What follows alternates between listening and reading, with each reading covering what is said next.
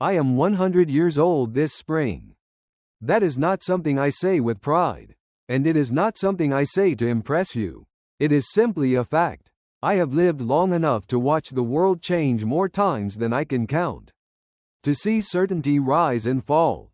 And to learn that many of the things we believe to be permanent are anything but. I have outlived people I never imagined I would lose.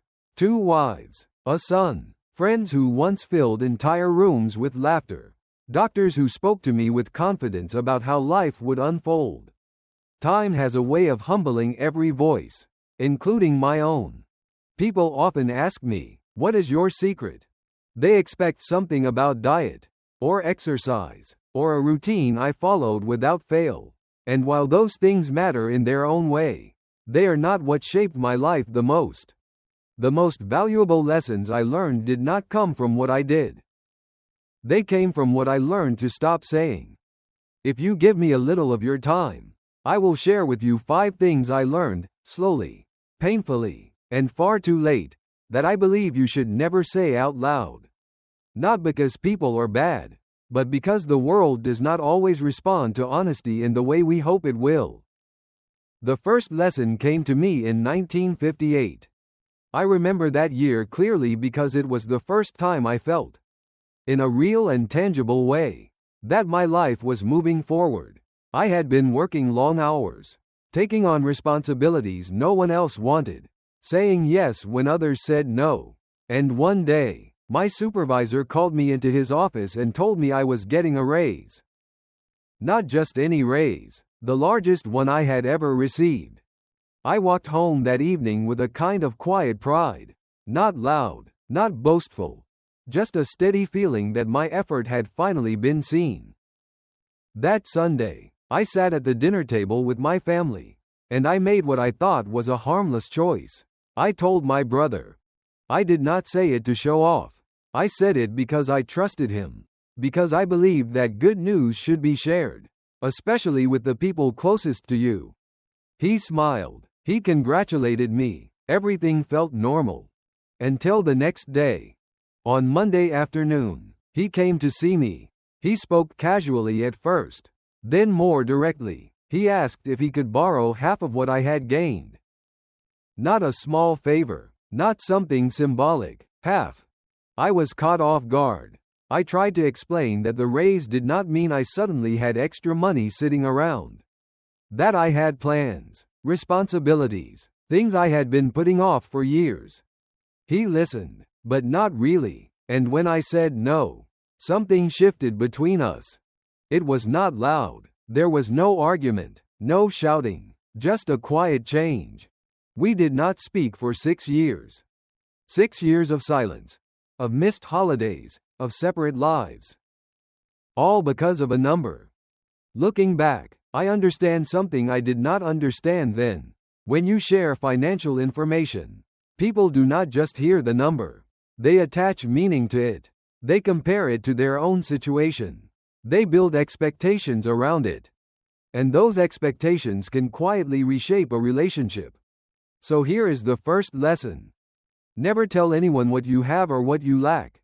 Your salary is not a group discussion. Your savings are not a measure for others to evaluate. Your financial life is personal. And keeping it that way is not selfish, it is wise. People should value you for who you are, not for what you can provide. The second lesson took me much longer to learn, and it cost me something I cannot get back. I worked at the same company for 31 years. I gave them everything I had. My time, my energy, my weekends, my ideas. I was not perfect, but I was consistent. I showed up. I stayed late. I did what needed to be done.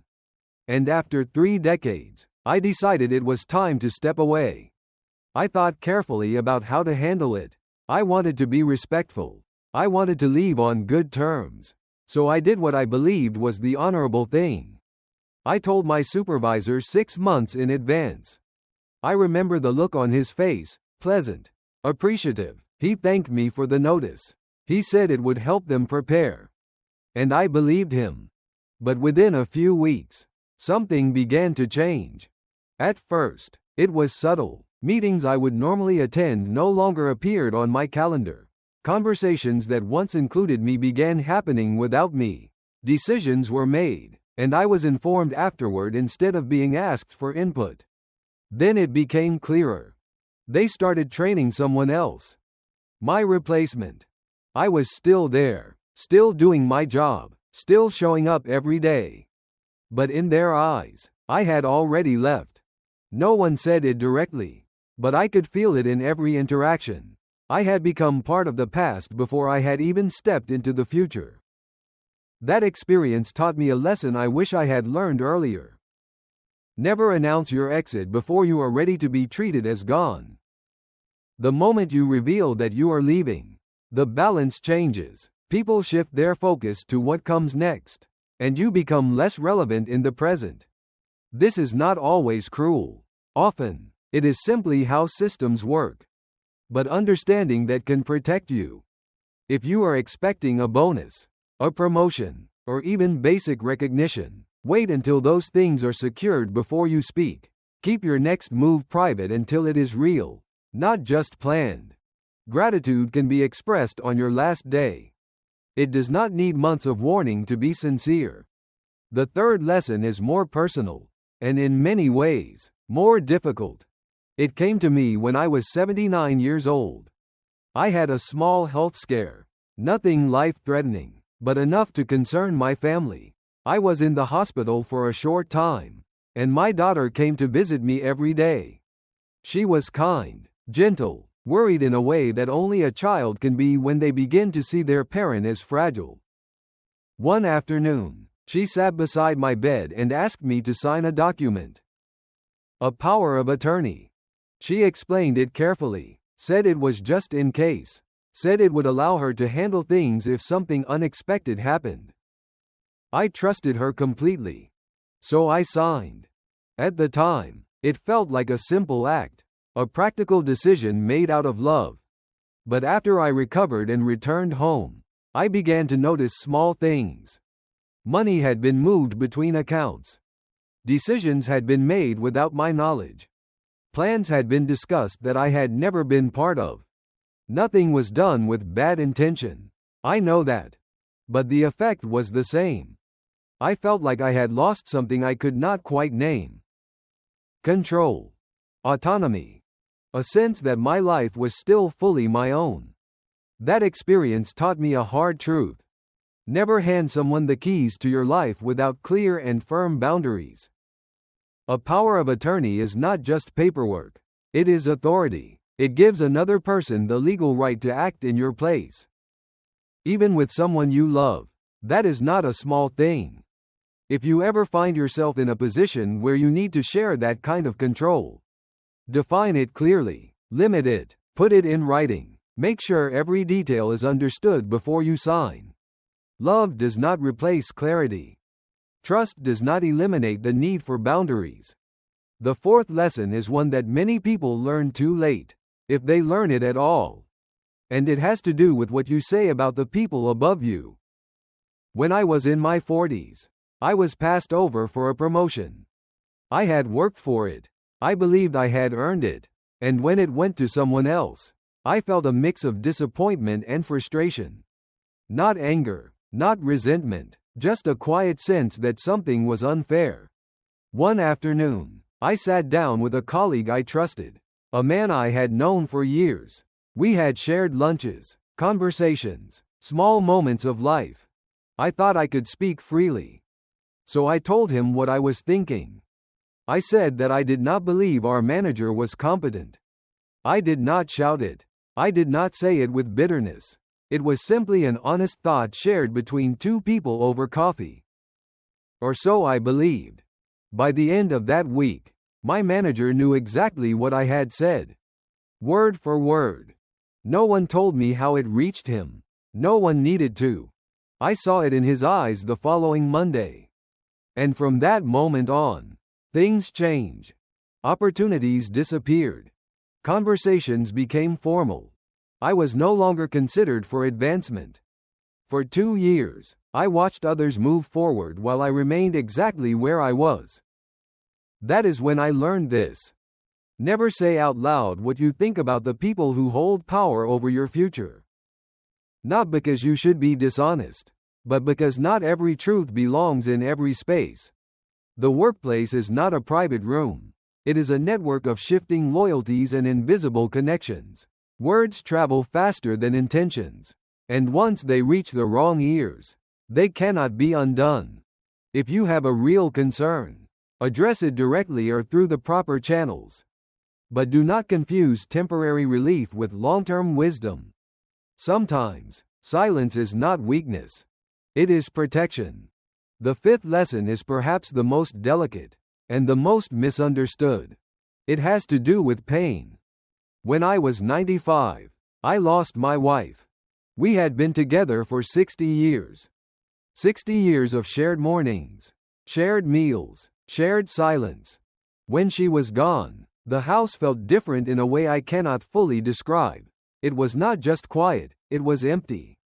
Grief is a strange thing. It does not always come in waves.